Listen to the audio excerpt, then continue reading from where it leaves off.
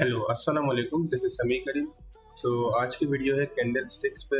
मैं candle stick बहुत easy way में मैं आपको कैंडल स्टिक समझाऊंगा, जिसमें आपको खाली दो वीडियो में आपको तमाम कैंडल स्टिक्स पैटर्न आपको समझ आ जाएंगे और आपको पता चल जाएगा कि कैंडल स्टिक्स का यूज़ क्या है और इसकी वजह के पीछे यूज़ करने की। हम चार्ट्स में कैंडल स्टिक्स को क्यों देखते हैं, हम चार्ट्स क्यों ड्रॉ करते हैं और इसमें कैंडल स्टिक की चार्ट्स पे होने की वजह क्या है। ठीक है, तो मैं बिल्कुल डीप नॉलेज में नहीं जाऊंगा, ठीक है, तो ताकि आपको समझने में मसला ना हो। मैं बहुत इजी वे में आपको सिर्फ दो वीडियो के अंदर दोनों छोटी वीडियो होंगी जिसमें आपको समझ आ जाएगा कि कैंडल स्टिक्स क्या होती है।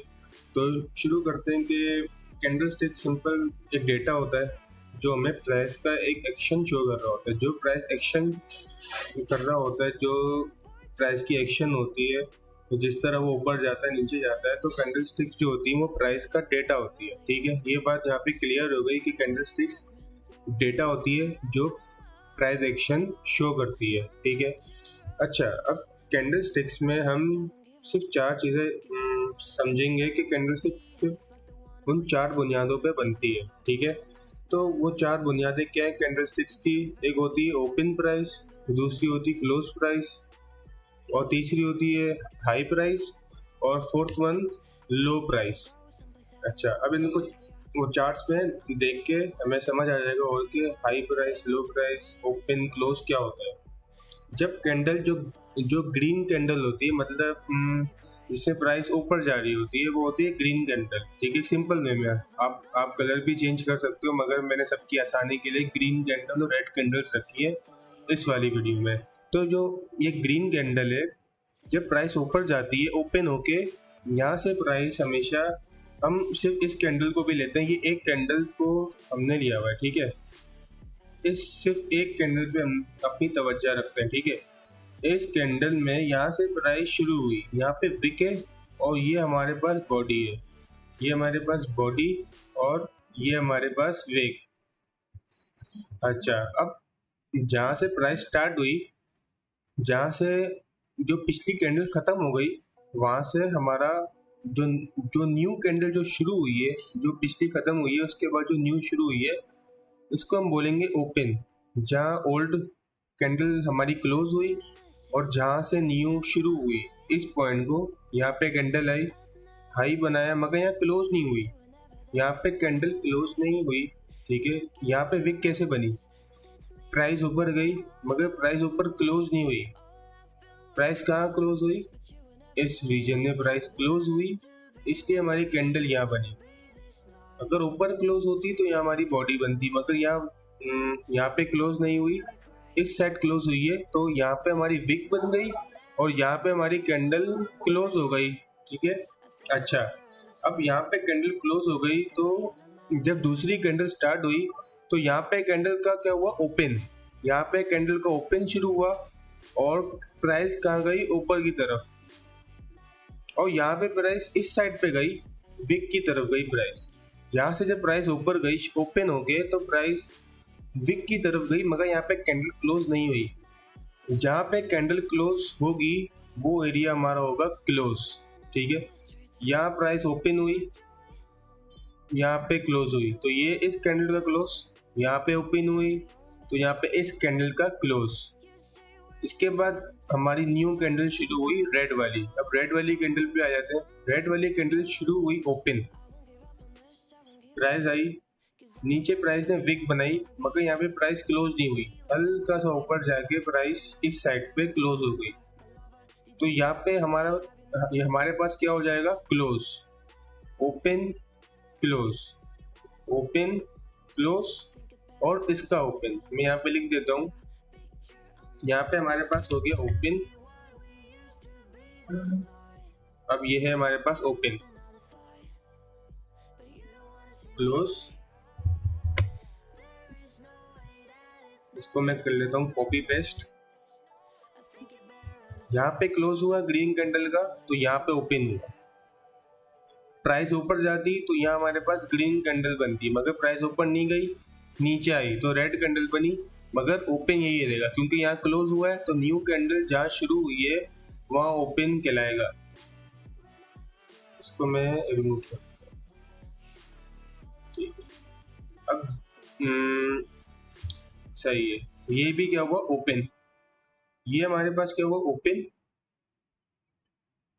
ये इस कैंडल को ओपन, और यहाँ पे क्लोज, यहाँ पे open close, new candle open close, new candle open close. तो ये सिंपल वे में कैंडल स्टिक हमें समझ आ गई कि कैंडल स्टिक क्या करती है और उसकी वजह क्या है, ओपन क्या होता है, हाई क्या होता है। ठीक है, अच्छा, अब ओपन और क्लोज तो बॉडी का स्ट्रक्चर हो गया। अब जो ये विक्स बनती है ये क्या होती है, अगर विक्स ऊपर की तरफ बंद हो तो ये कहलाती है हाई। ठीक है, अब जैसे यहाँ भी चार्ट में लिखा हुआ आ रहा है हाई 67 का, तो ये है प्राइस का हाई। अगर कोई भी कैंडल का हम क्या देखते हैं, हाई और लो देखते हैं। ठीक है, अच्छा, अब इस कैंडल का ये है हमारे पास है लो, और सेम ये जो वीक है हमारे पास क्या हुई हाई, लो जहाँ पे विक एंड हुई, जिस कैंडल की नीचे विक एंड हो जाती है, खत्म हो जाती है, इसको हम बोलते हैं लो, उस कैंडल का खाली। ठीक है, यहाँ पे प्राइस एक्शन की बात नहीं हो रही, सिर्फ कैंडल्स की बात हो रही है।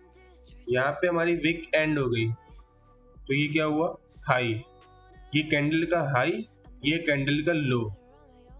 सही है, मैं ओपन क्लोज को अब मैं रिमूव कर देता हूँ, ओपन क्लोज हो गया रिमूव।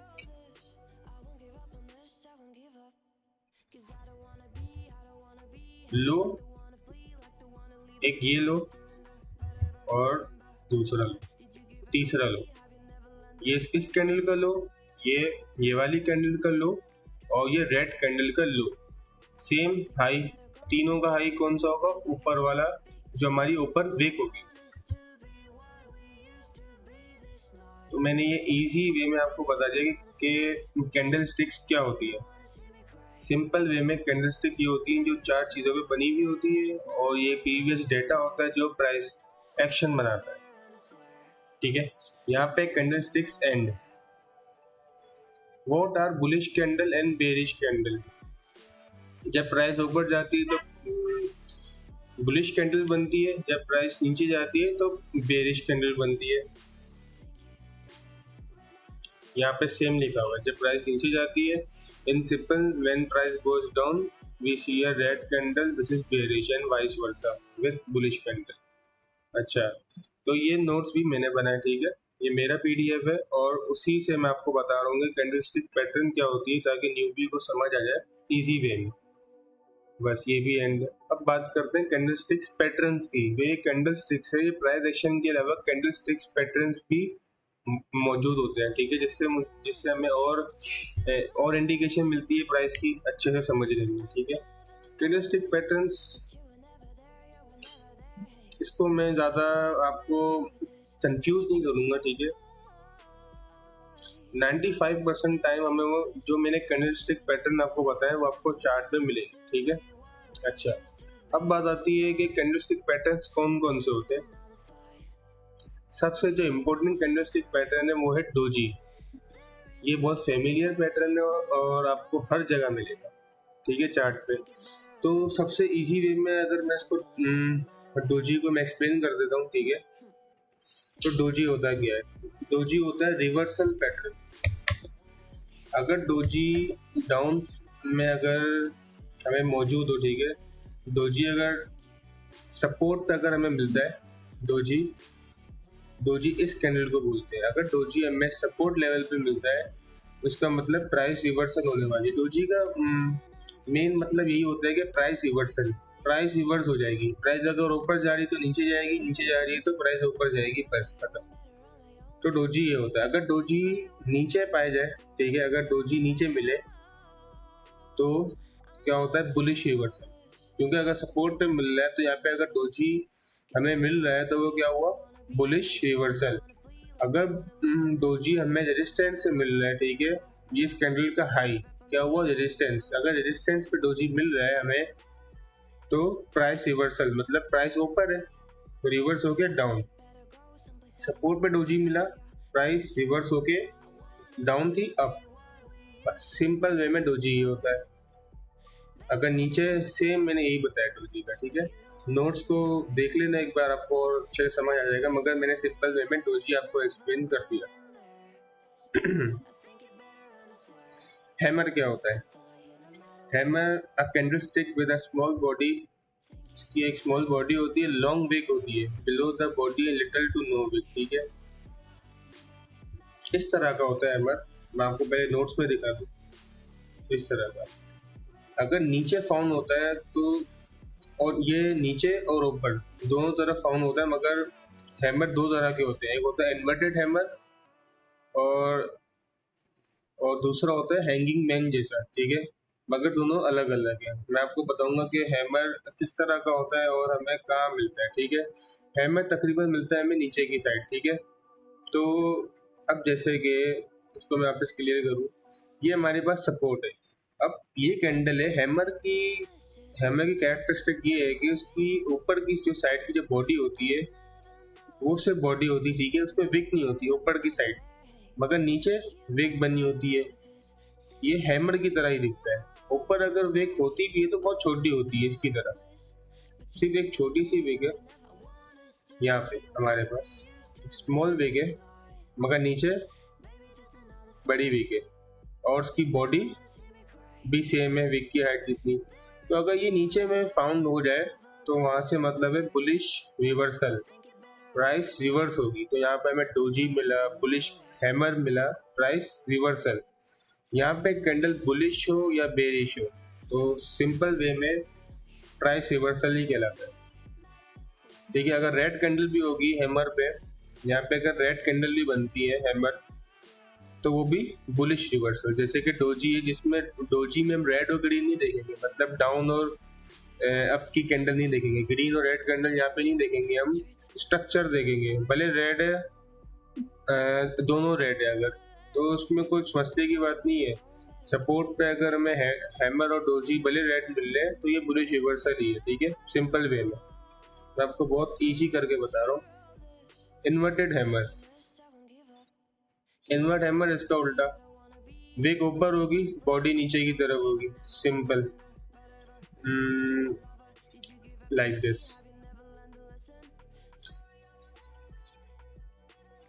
कहाँ मौजूद होता है? ये डाउन ट्रेंड में मौजूद होता है, और उसका इंटरप्रिटेशन क्या होती है कि प्राइस ऊपर की तरफ जाएगी, price will go up, simple, खत्म।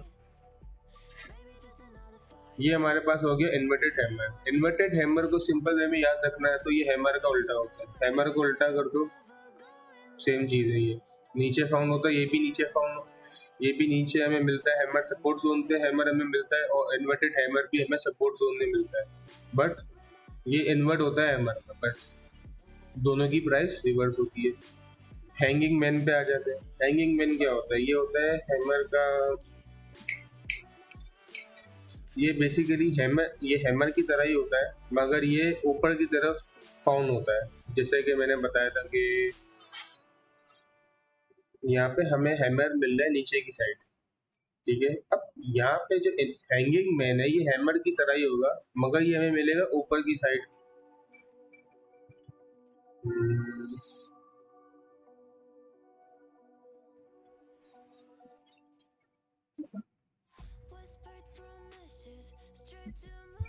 मैं जरा देखता हूँ, हाँ एग्जाम्पल यहाँ मौजूद है हमारे पास ना। डेली के चार्ट देखते हैं, इससे मैंने एग्जाम्पल यहाँ मार्क की थी डेली पे, इन्वर्टेड हैमर की।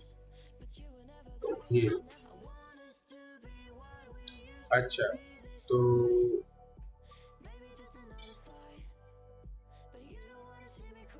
हैंगिंग मैन की, तो ये सिंपल बस इस तरह की कैंडल्स होती है।